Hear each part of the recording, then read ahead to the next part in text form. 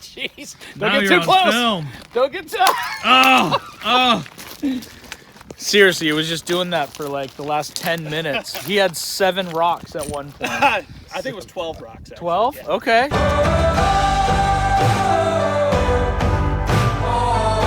Nice, dude. Oh!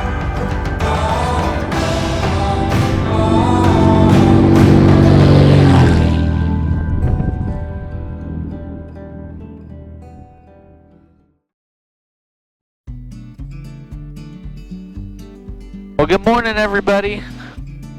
Brian and I are taxiing out. We're going to go head out to some gravel bars over by Princeton first, and then check out some new BLM spots up in the hills to the northwest of there. We were going to go up to Reno and meet up with the Reno boys and get a grand tour today, but there's still a bunch of snow on the ground, I guess, up there, and it's pretty wet. So we're going to head up to Red Bluff after those hills and see where the day takes us. So thanks for coming along. Auburn traffic, Kit Fox 531, Papa Lima departing 25 will be a west departure, Auburn. All right, bro, let's do this. And 15 departure. Thanks. Thanks. Somebody said nice looking plane. Threshold CSP23. Oh, it's hot is what it is.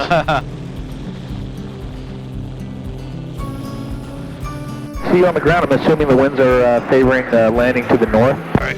Yeah, you'll see a bunch of smoke over here, and honestly, it's so calm that you could get away with either direction, it looks like. Awesome, awesome. Yeah, the voltage is coming back up. I got my transponder off. That's the big power drain. Well, where are you at, Mark? Probably about only 10 minutes out. Okay, cool. We're 4 miles out, so we'll be in ahead of you.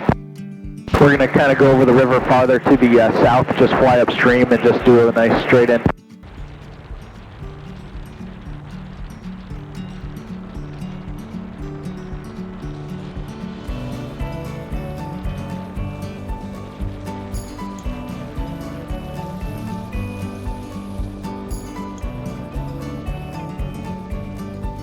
And it's way lumpier on this side. There it goes. Too. I just lost my electrical again. Ah, bummer. Mark, are you heading home then? Yeah, I better, because without electrical I can't transfer fuel. Gotcha. All right, buddy. Bummer we'll miss you today. Safe travels home, bud. All right, thanks. Oh, here comes Mark.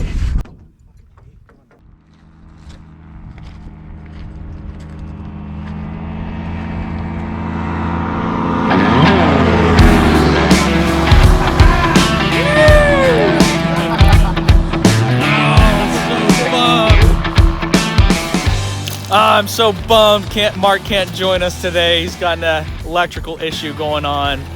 So it's just the 2 yellow Kit Foxes today. What you doing, man? How are you, man? Nice Good. to see you. Good to see you, brother. Nice out. landing. Look at you. Presents for you. Nice, man. Cool. Yeah, it sucks we couldn't get Mark. Thanks, man. Yeah. Check that out. Yeah, this is cool. Here, show it to the camera, man. All right, let's do this. Sweet. Stowboy. Loving it. Yeah, baby. Thanks, Ryan. Yeah, this is cool. We'll try it. Yeah, Ryan had some t-shirts made and they turned out really good. So leave a comment, whatever, send me a message, let me know if you might want one. And we can see if we can get one to you guys, but they turned out really awesome.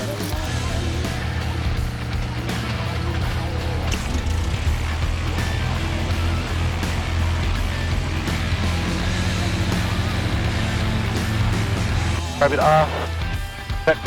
Here we go. There we go. Now control stick, of course. And 4. Yep.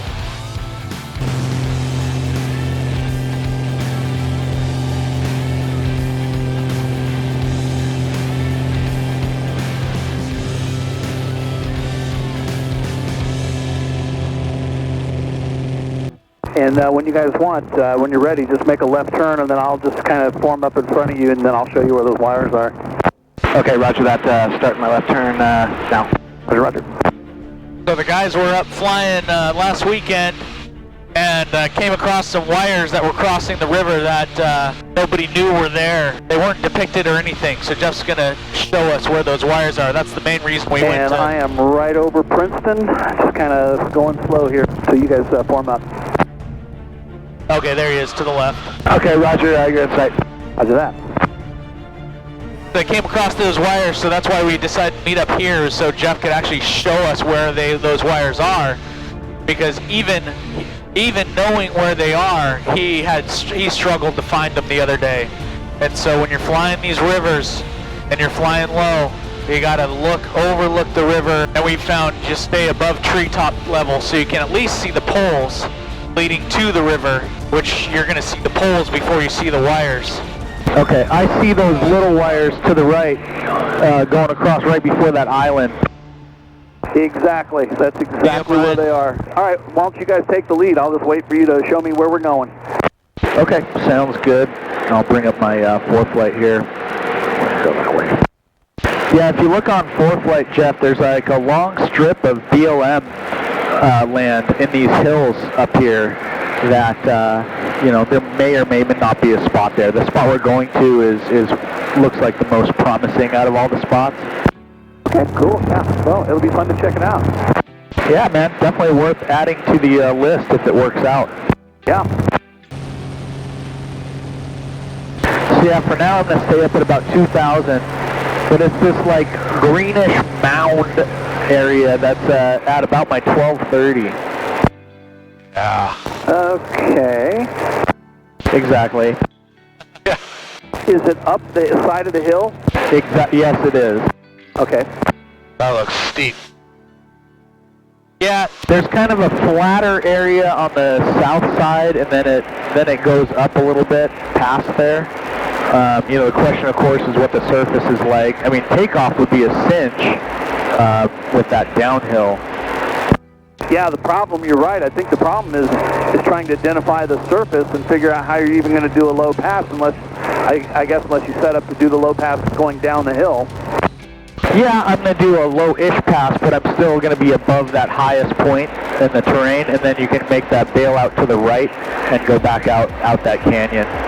And from this position, which way are you guys, is your first turn going to be? To the right. But it is legit BLM. Well, it's got that going for it, which is nice. That's about it. If it's doable, it would be... Dude, I hear you. We're talking about this right down here. Yeah, this right here. It almost looks like if you could come in that way. Yeah, like come in here and then just on the spine of that longest. Yeah, that spine. Like almost you could go up that spine where there's like the orangish tree at the bottom of it, and then that would give you the most space. But we're gonna do a pass and then start this right turn here. Look at the white. Okay, yeah, I mean it's actually looking better than it looked from back there. Yeah, you know, those white spots are going to be all the rocks, of course. Yeah, dude, I don't know, but... There's, it might be a bit rocky. Yeah, that's the only concern right now. Leave that for the sketchball guys. Yeah. With the 31-inch tires. Yeah, or the 35s. But, you know, we flew out here, so I'm going to give it some good, maybe a few passes just to really, see if there's a doable line and worth checking out, but I'm definitely giving it a hard no at this point. Right. Are you saying a hard no? Yeah, that's what I'm thinking. Yeah, absolutely. That's almost makes you want to take a Jeep up there and do some rock clearing, because that looks like a great spot. Yeah. Oh, well, there you have it, buddy. You have a Jeep, right? It's BLM. That's right. That's So we should meet up and go camp up here and have a rock clearing mission. Be fun. Yeah, like, okay, we got plenty of speed here. Yeah, those rocks just look too big, dude. Yeah. Like, there's some that are, it probably would not be worth the risk. Yeah. Yeah, definitely not worth the risk today. But boy, that would be a cool mission if you could get some guys up with Jeeps and just do like a camping rock clearing mission. That would be pretty cool. And then you could walk it and really see if it would be worth it or not. Right. Maybe we can just go up to Hart and just go land Hart. Okay, yeah, whatever works for you guys. Okay, yeah, let's just go direct Hart.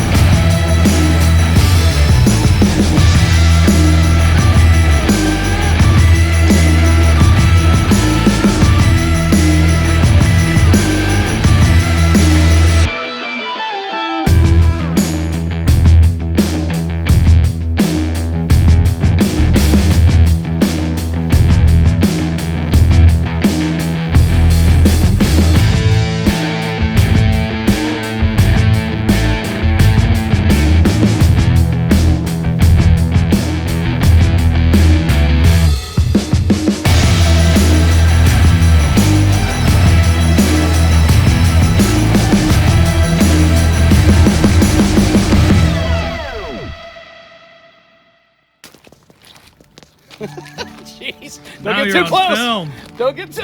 Oh. Seriously, he was just doing that for like the last 10 minutes. He had 7 rocks at one point. I think it was 12 rocks. Actually. 12? Yeah. Okay. Yeah. Jeff is a multi-talented dude. Absolutely. That's what bored kids in Indiana do when they're bored. Are you saying you're bored, Jeff? No, I just wanted to see if I remember how to do it.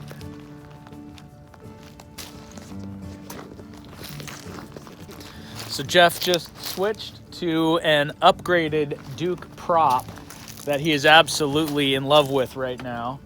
And you got to check this out. So one of the hassles with these ground adjustable props is actually adjusting the pitch. You got to remove the spinner, you got to remove all the safety wire, cut the safety wire, mess with the loosen the bolts. I mean, it's a whole hassle. We've repitched ours and it takes hours for us to deal with it.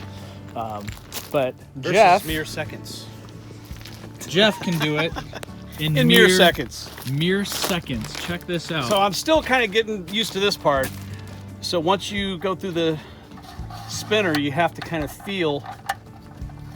But there it is. So it's in, and then I don't know if you'll be able to see it, but we figured out that you're only twisting it about just a few degrees. You can see it moving towards fine. Check that out. And moving it the other way. That's crazy, dude. So there you go. Wow. That's incredible. Wow, yeah. Man. Voila. She's adjusted. Yeah, that would be really, really nice. You take off out of your home airport, going to. Usually, what we do is we fly out to a certain destination where we're going to go explore a bunch of spots, and getting to that spot right now with how our prop is pitched, we're pitched for stall. We can only do about, I think we're seeing about 88 miles per hour indicated on our airplane, which is ludicrously slow. I mean, that being said, we're pretty draggy, but we want to add an extra degree of pitch into the prop, go more coarse so we can pick up some speed at the expense of stall. But what Jeff can do is pitch his prop for cruise, get to where we're going, land on a nice big spot like this, where where distance isn't much of an issue, or even land on a tight spot, go to fine pitch on the prop, and now he can pitch his prop to stall within seconds. Yep. And now he's pitched for takeoff performance, and off he goes in a short distance. Go land somewhere close where you have more takeoff space, pitch for cruise, and beat everybody home. So that is really awesome. I wish we had that capability. I love it right now. I mean, this is only like the 3rd or 4th time I've been flying with it. Today is really the first day I've been messing with it and actually doing some adjustments. So far, so good. And Jeff, did you find a good increase in performance? Oh, yeah. Just all yeah. across the board. So at the middle setting, kind of at the compromise setting, didn't cost me any cruise speed that I could notice. Still was good takeoff performance. And then today really is where I've been adjusting with the finer settings to see if I can, this takeoff out of here will be the finest that I've set the prop. So it'll be interesting to see what kind of performance I get out of here. Fantastic. And what prop do you have? What prop is this right now that you have? This is the DUC Flashback M. which is the ground adjustable, but as you saw, you can adjust it with just the one tool, and it adjusts all 3 blades at the same time. Fantastic. 72 inch, right? 72. Yep. Yeah. We have some serious prop envy going on right now. It's a beautiful prop. So reach out to this guy, Gaetan. I'll put his number here on the video. He handles all the sales and everything. I've talked to him quite a bit in the past. And if you mention the Kit Fox Adventure channel, he might be able to give you a little bit of a deal. And build, if people purchase the prop, he might be able to give me a little credit towards my own DUC prop someday. Because we are the budget Fox. We have to run this thing on a bit of a budget, so it's a fantastic prop and definitely worth the money, I think, for the amount of utility it gives you and the flexibility. And so that's what we will be going with next for our prop, but as of now, we got to spend some time to save money. But see what we can work with. Let's get this going. These are fantastic props, and everybody seems to love them who has them. So here we go. Thanks for coming along.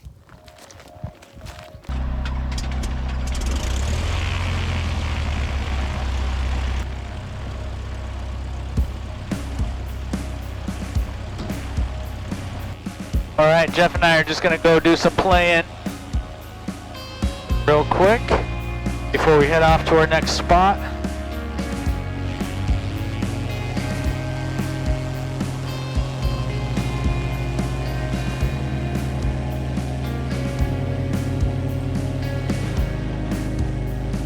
Yeehaw! Okay, I'm gonna start raising my angle of attack and see how we can modulate with some power on the way on final here. Try one of those steeper Highlander type approaches.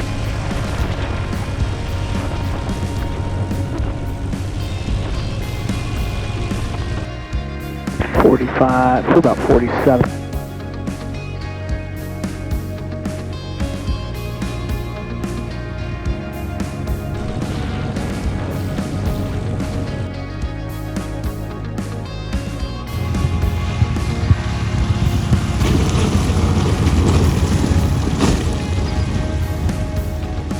Sweet. Actually, that landing worked out pretty good, and I was pitched for about 45 miles an hour, just controlling the descent with the throttle with the stick almost all the way back. See, I'm not there yet.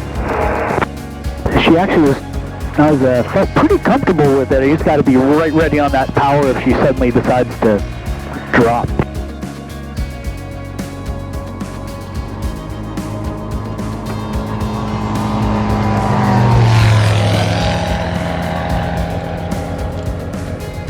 Bags all check good. Here we go.